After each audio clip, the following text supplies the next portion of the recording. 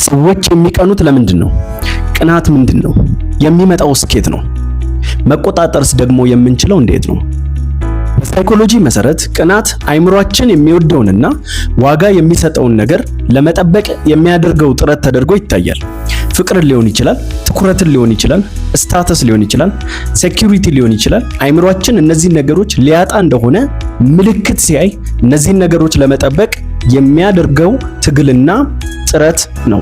ባጭሩ አይምሮአችን ይህን ነገር ለማጣት እፈራለሁ እያለን ነው ማለት ነው።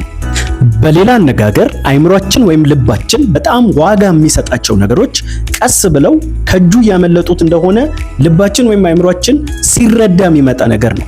ስለዚህ ከቅናት ጀርባ ሁልጊዜ ቫልዩ የምናደርገው ነገር አለ፣ የምንወደው ነገር አለ፣ ማጣት የማንፈልገው ነገር አለ ማለት ነው። ነገር ግን አይምሮአችን የሚያያቸው እነዚህ አስፈሪ ወይም ሊያሰጡት የሚችሉት ምልክቶች ሪልም ሊሆኑ ይችላሉ፣ ኢማጂንድም ሊሆኑ ይችላሉ፣ የፈጠርነውም ነገር ሊሆን ይችላል፣ እውነታም ሊሆን ይችላል።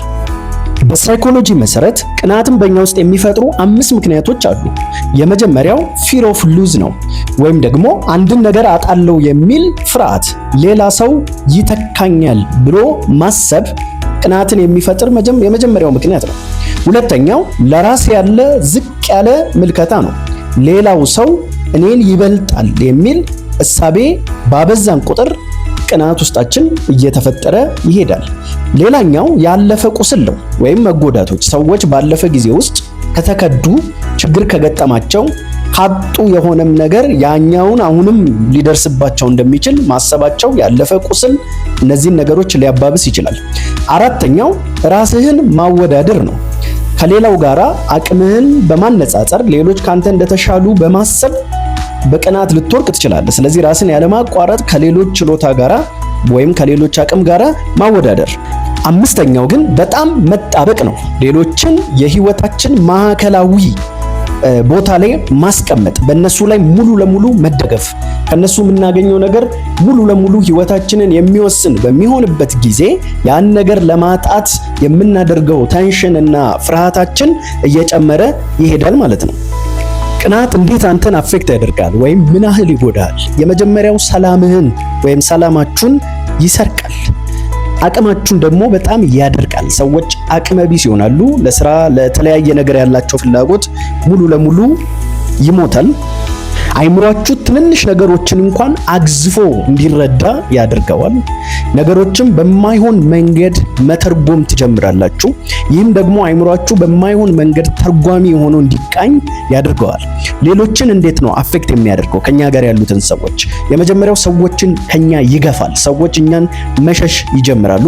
ግንኙነት ነፃነት እንዳይኖረው ያደርጋል። በጣም ተቆጣጣሪ ያደርገዋል። ወይም ግንኙነቱ በስጋትና በተለያየ ነገር የተሞላ ይሆናል። ከምንም በላይ አለመተማመን በጣም ይነግሳል። ማንም ክፉ ነገር ባላደረገበት ሁኔታ እንኳን አለመተማመኖች ይኖራሉ። ተቆጣጣሪነት ይበዛል። ይህም ደግሞ ወደ ክፋት ይወስደዋል። የሚያደርሰው አደጋ ምንድን ነው? የመጀመሪያው ግንኙነቶች ይሰበራሉ፣ ይጠፋሉ። ማንም ከሚቀና ሰው ጋራ መኖር ለህይወቱ እንደሚያሰጋው ስለሚያስብ ጓደኝነት ይበላሻል። በራስ መተማመን ይጠፋል። ራስን ዝቅ አድርገህ መመልከት ትጀምራለህ። የፈጠራ ችሎታ ይሞታል። ትኩረታችን አንድ ነገር ላይ ብቻ ይሆናል። ፍቅር ወደ ፍርሃት ይቀየራል። ደስታ ወደ ጦርነት ይቀየራል። አቅምህን ከማሳደግ ይልቅ ደግሞ ያለህን ወደ መጠበቅ እንድታተኩር ያደርጋል። እንግዲህ ቅናትን መቆጣጠር የምንችለው እንዴት ነው? እንዳይፈጠር ማድረግ ባንችል መቆጣጠር ግን እንችላለን። የመጀመሪያው ጀስት እውቅና ስጠው፣ ኔሚት ወይም አትደብቁት። እየተሰማኝ ያለው አሁን ቅንዓት ነው የሚለው ማመን በውስጣችሁ የተፈጠረውን የስሜት ማዕበል ያረግበዋል። እየቀናው ነው ብላችሁ አድሚት አድርጉ። ሁለተኛው ከሚያስፈራችሁ ነገር ጀርባ ያለውን ትክክለኛ ምክንያት ለማወቅ ሞክሩ። ለማጣት አንድን ሰው አጣለው ብዬ ነው እየፈራው ያለሁት ወይስ ደግሞ ብቁነት አይሰማኝም የሚለውን ትክክለኛ የምትቀኑበትን ሪዝን ከጀርባ ያለውን ለማግኘት ሞክሩ። ሶስተኛውና መሰረታዊው just build your inner security። ምንድነው በራስ እንዳትተማመን የሚያደርግ? ስለዚህ ኮንፊደንሳችሁን፣ በራስ መተማመናችሁን፣ ስኪላችሁን፣ አቅማችሁን፣ ተፈላጊነታችሁን፣ ለራሳችሁ ያላችሁን ይሄ ሰልፍ ስቲም ባውንደሪዎችን የመሳሰሉትን ባሳደጋችሁ ቁጥር የምትፈሩት ነገር እየቀነሰ ይመጣል ማለት ነው። ስለዚህ ትኩረታችሁን ወደ ራሳችሁ አድርጉ።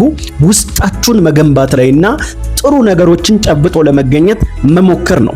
ሌላኛው ነገሩን በጊዜ መፍታት ነው። ኦር ኮሙኒኬት early። አትደብቁት፣ ግለጡት። ከጀርባ ያለውን ምክንያት ጀስት አውሩት። እንዲህ አይነት ነገር እያሰብኩ ነው፣ እንደዚህ ነገር እየተፈጠረ ነው፣ ምን ሀፕን እያደረገ ነው የሚለውን ቶሎ ኮሙኒኬት ባደረጋችሁት ቁጥር ነገሩ በኋላ ላይ ቶክሲክ ወደ መሆን ከመሄዱ ይልቅ እዛው ጋር እንድትይዙትና አንዳችሁም ለሌላችሁ ጥንቃቄ እንድታደርጉ ያደርጋል።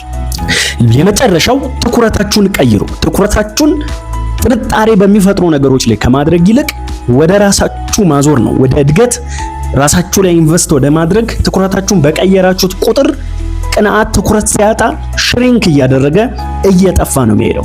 ስለዚህ ትኩረታችሁን ሁል ጊዜ ራሳችሁ ላይ ኢንቨስት ማድረግ፣ ኢነርጂያችሁን ማሳደግ ላይ ባደረጋችሁት ቁጥር፣ አይናችሁን ከዛ ነገር ላይ ዞር ባደረጋችሁ ቁጥር ያ ነገር እየጠፋ እየሞተ ይሄዳል ማለት ነው። ይህ ቪዲዮ ከጠቀማችሁ ሌሎችም እንዲጠቅማቸው ሼር አድርጉት። ቤቱን ሰብስክራይብ አድርጉ፣ ፎሎ አድርጉ፣ ላይክ አድርጉ። ሀሳባችሁን በኮሜንት ሴክሽን ላይ አሳውቁኝ። አመሰግናለሁ።